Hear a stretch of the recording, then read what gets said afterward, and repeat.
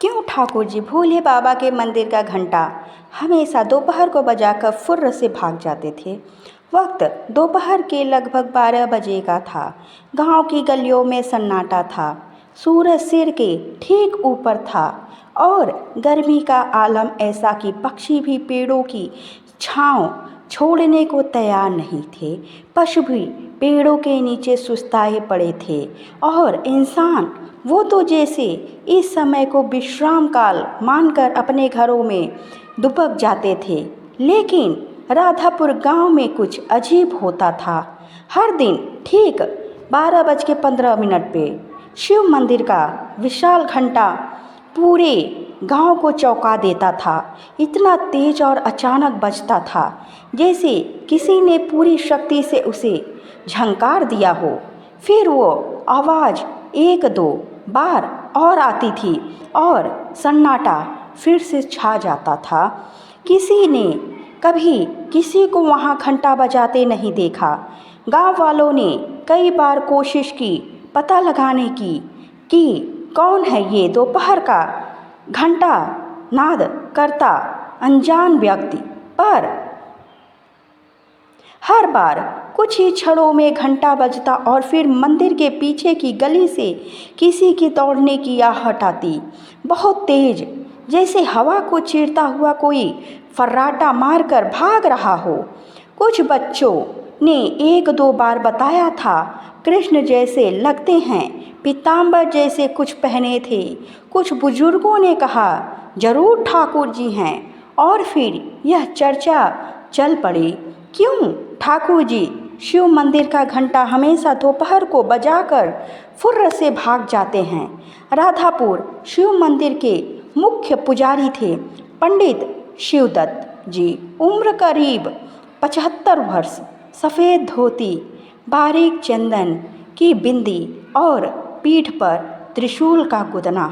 दिन भर भोलेनाथ की सेवा में लगे रहते, लेकिन अब उनकी आंखों में कुछ महीनों से अजीब सी बेचैनी थी। कौन है ये? किसकी इतनी हिम्मत की बिना दर्शन किए घंटा बजा जाता है और फिर भाग भी जाता है? ये सवाल उन्हें रोज़ परेशान करता।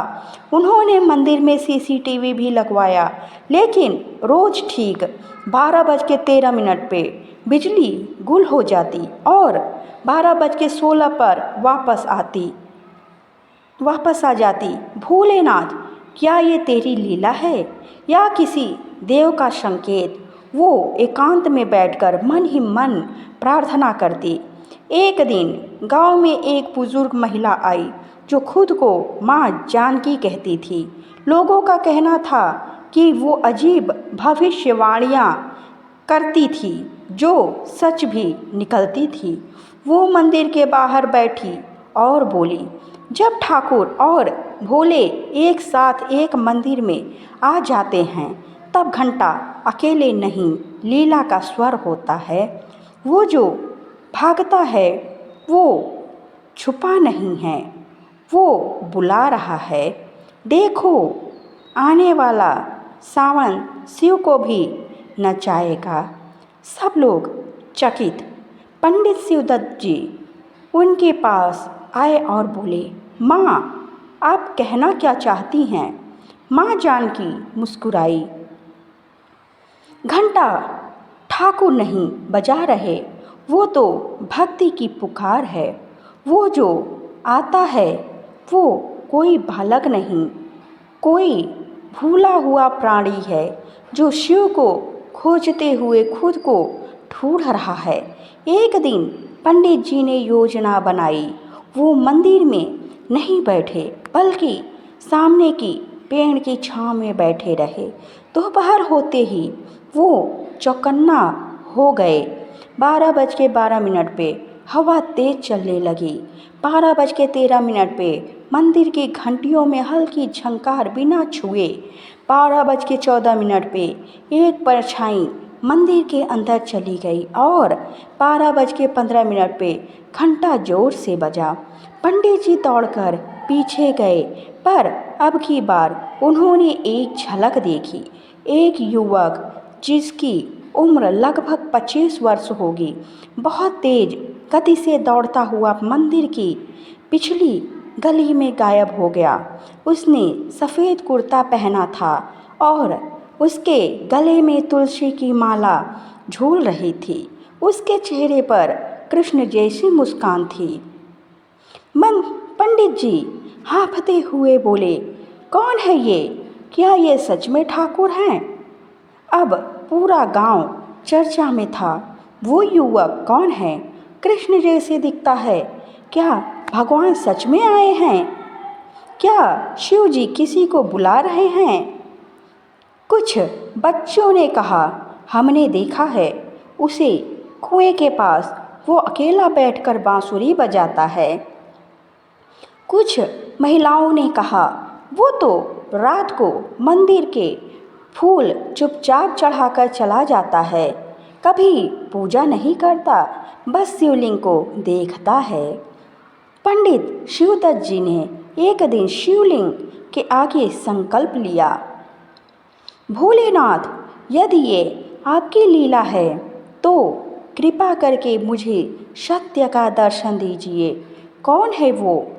क्या ये आपके लिए है या आपके किसी पीछे हुए भक्त की, आपके किसी छिपे हुए भक्त की पुकार? उस रात पंडित जी को सपना आया।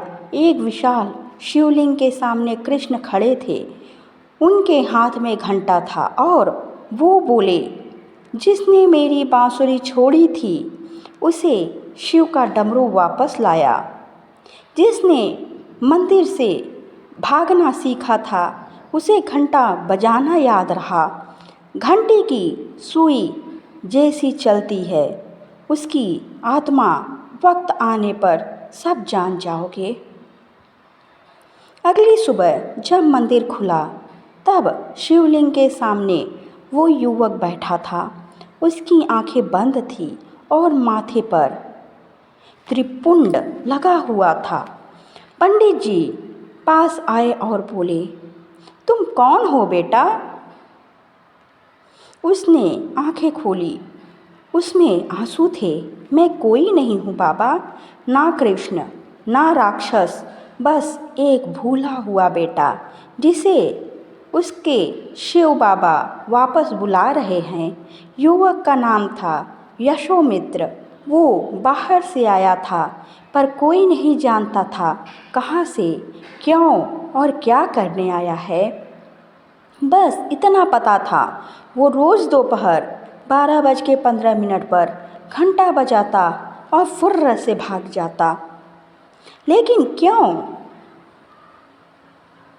क्या शिवलिंग के सामने कोई प्रतिज्ञा थी?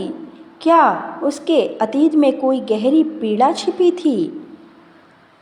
क्या सचमुच ठाकुर जी खुद प्रकट हो गए थे? पंडित शिवदत्त जी उस युवक को ध्यान से देख रहे थे। गंगा जल की तरह शांत चेहरा, पर आंखों में ऐसा तूफान जो शब्दों में नहीं समाता। उन्होंने पूछा,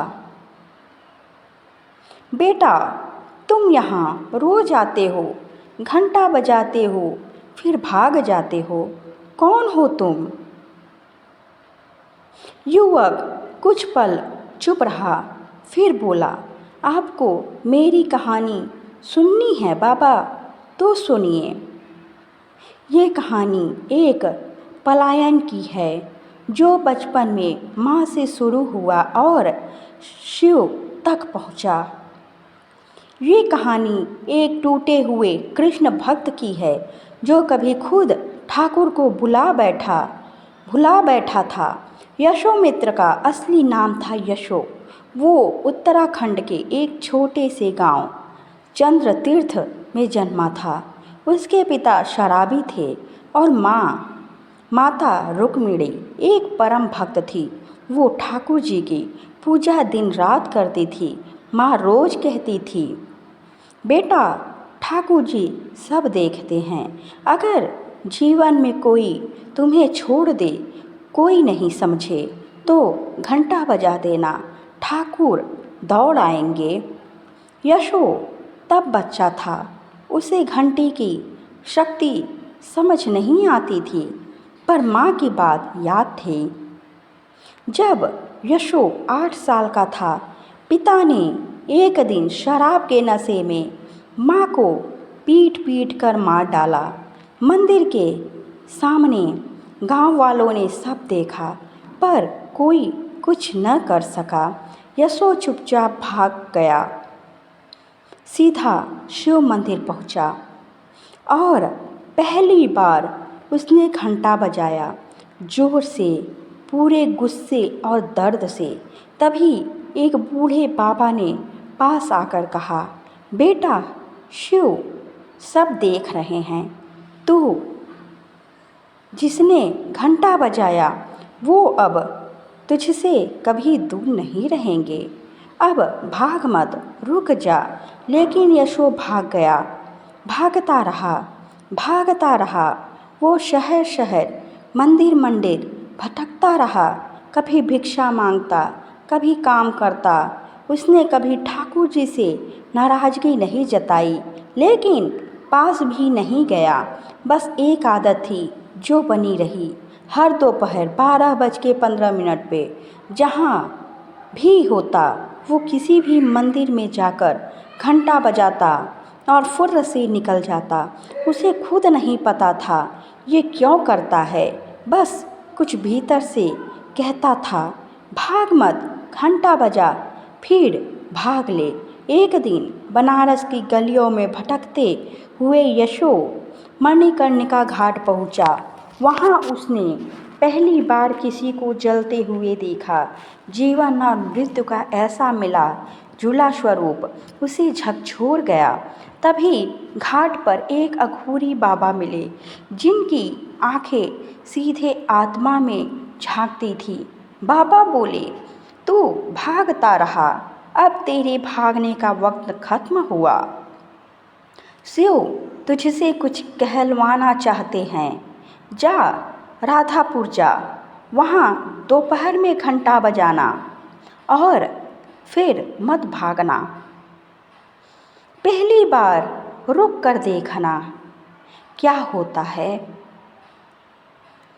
यशो नहीं जानता था कि राधापुर कहाँ है, पर अगले ही दिन एक अनजान साधु ने उसे बस की टिकट दी और कहा, जाना है राधापुर, उतर जाना। जब वो गांव पहुंचा तो पहली ही झलक में उसे शिव मंदिर ने बुलाया, पर आदत पुरानी थी। वो गया, 12:15 पर घंटा बजाया और फुर्र से भाग गया। हर दिन यही होता रहा। वो खुद समझ नहीं पाया कि क्यों उस मंदिर के घंटे में कुछ अलग था, क्यों उसका दिल दोपहर को ही धड़कता था। अब जब यशो ने ये सब कह सुनाया तो पंडित जी की आंखें भर आई। उन्होंने धीरे से कहा, बेटा, तू सिर्फ मंदिर का घंटा नहीं बजाता, तू अपने टूटे हुए आत्मा का पुकार करता है। यशो मुस्कुराया, मैं किसी लायक नहीं बाबा, ना ठाकुर जी मुझे अपना मानते हैं, ना शिव, मैं तो बस माँ की कही बात दोहराता हूँ। पंडित जी ने उसका हाथ पकड़ा, जिसने तुझे बुलाया है वो अब तुझे छोड़ेगा नहीं। कल से भाग मत, घंटा बजा और यहीं रुक जा, क्योंकि इस मंदिर में अब कृष्ण और शिव साथ हैं। अगले दिन महाशिवरात्रि थी। गांव भर में विशेष तैयारी थी। पंडित जी ने विशेष अनुष्ठान रखा, पर दोपहर में उन्होंने मंदिर बंद रखा।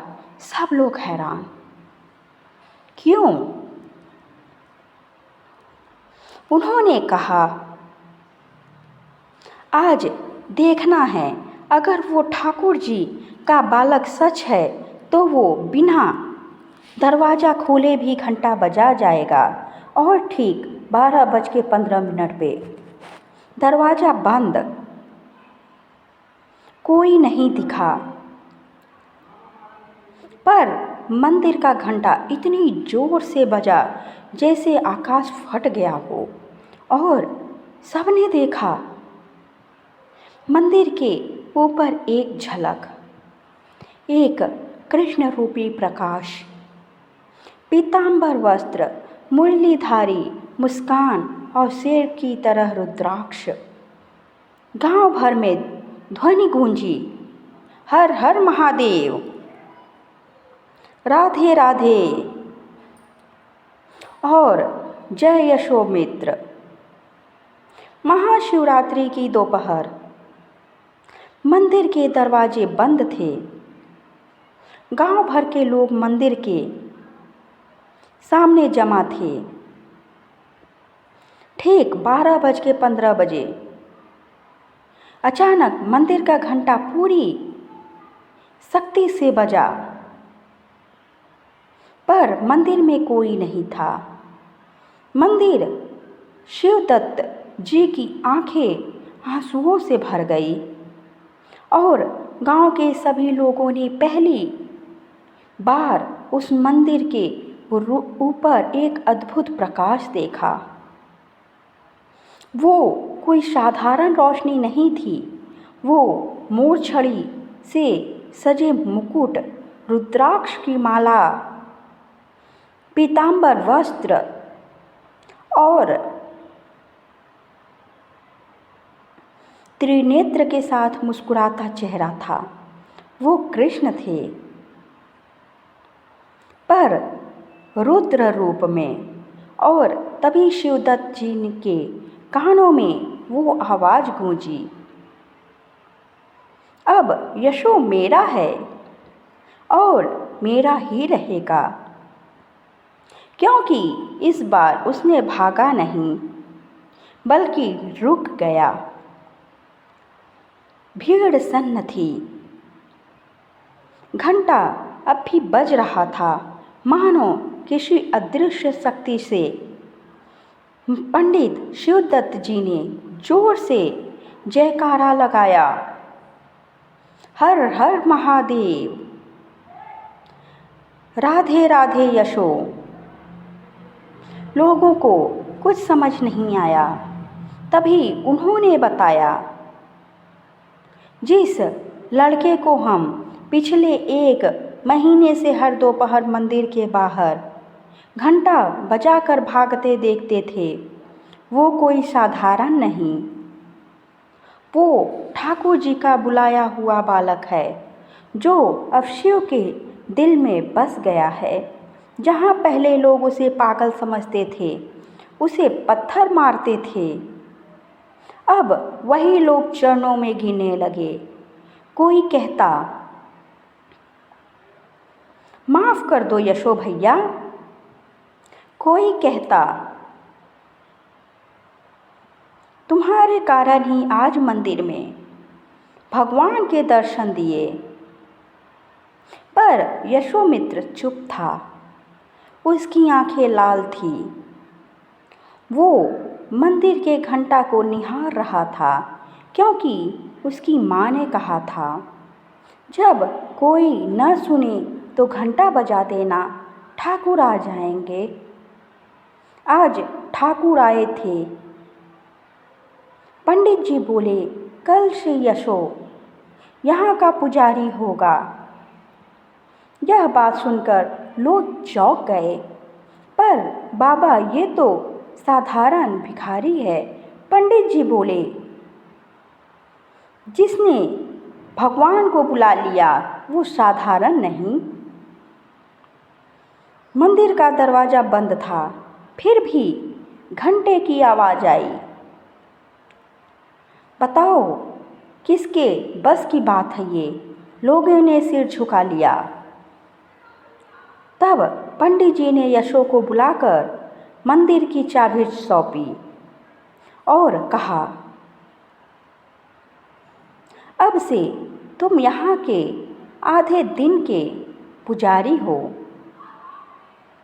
सुबह में और दोपहर बाद तुम, क्योंकि जिस घंटा तुमने बजाया उससे पूरे गांव की आत्मा जाग गई है।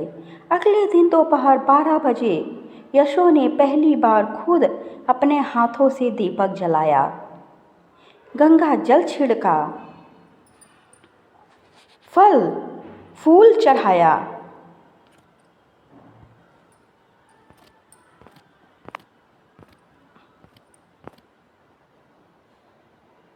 और राधे श्याम की मूर्ति के सामने बैठ गया। उसने रोते हुए बस इतना कहा, माँ देखो, मैंने घंटा बजाया था और ठाकुर जी सच में आए। अब मैं भागूंगा नहीं माँ, यहीं रुक गया हूँ तेरे वचन निभाने। तभी एक तेज सुगंध मंदिर में फैल गई। लोगों ने देखा राधा रानी की मूर्ति के चरणों में गुलाब के फूल अपने आप गिर गए और शिवलिंग पर चंदन की बूंदें टपकने लगी। उसी दिन एक वृद्ध महिला मंदिर आई, कमजोर, कांपते हाथ, फटी साड़ी। उसने यशो से कहा, बेटा मुझे भूख लगी है, कुछ प्रसाद मिलेगा? यशो ने उसे ससमान बैठाया, खुद भोजन बनाया और उसके पैरों में बैठकर परोसा। वो वृद्धा बोली, तेरी माँ बहुत खुश होगी। यशो ने मुस्कुराकर कहा, अब माँ नहीं है अम्मा। वृद्धा बोली,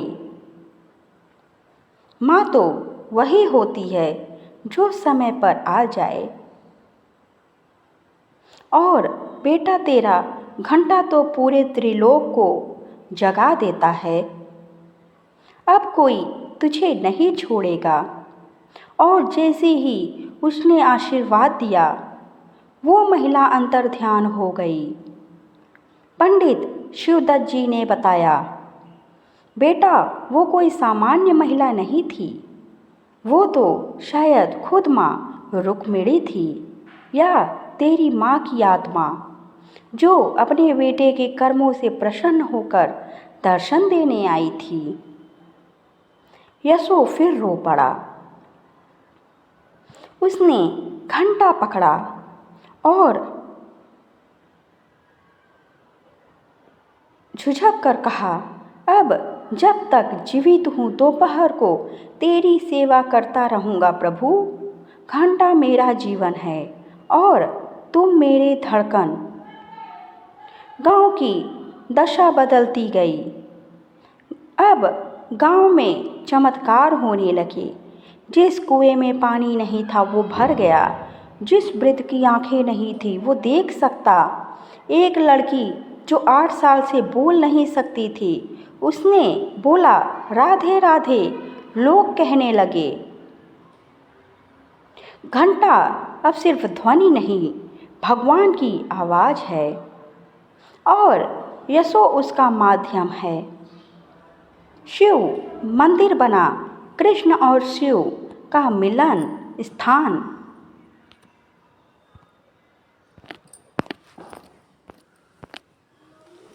पंडित जी और यशोमित्र ने मिलकर मंदिर में एक नया गर्भगृह बनवाया, जिसमें शिवलिंग के साथ राधे कृष्ण की प्रतिमा भी स्थापित की गई। लोग कहते, ये मंदिर अब घंटा वाली दोपहर का मंदिर है।